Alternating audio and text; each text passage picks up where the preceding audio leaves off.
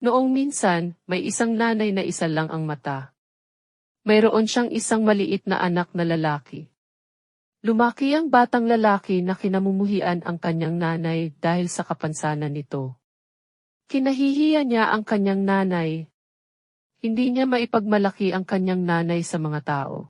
Kaya kapag naglalaro siya, kasama ang mga kaibigan niya, ayaw niyang dalhin ang mga ito sa kanilang bahay dahil ayaw niyang makita ng mga kalaro niya ang itsura ng kanyang nanay na isa lang ang mata.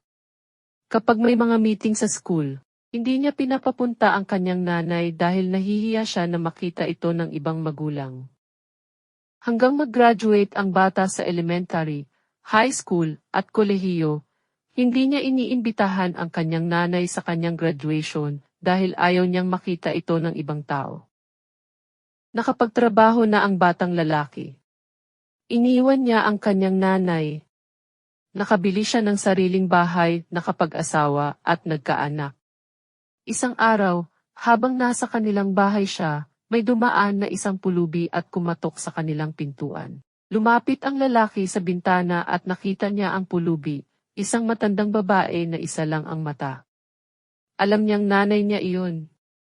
Pinabayaan niya ito dahil hanggang ngayon kinahihiya pa rin niya ang kanyang nanay.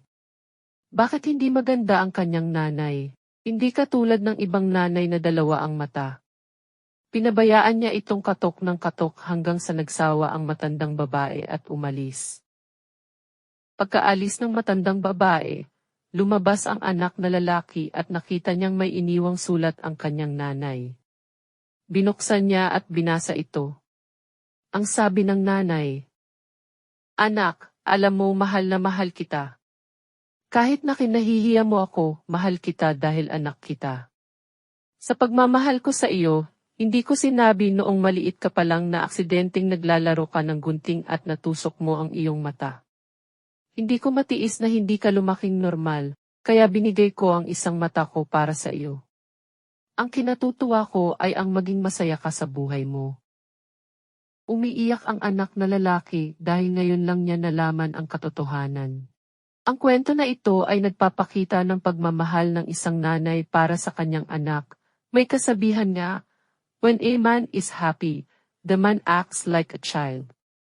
But when a woman is happy, she acts like a mother."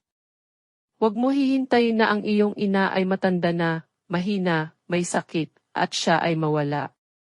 Bago mo sabihin sa kanya ang tatlong salitang ito. Patawad. Mahal kita. Salamat. Iparamdam natin ang pagmamahal sa ating mga ina.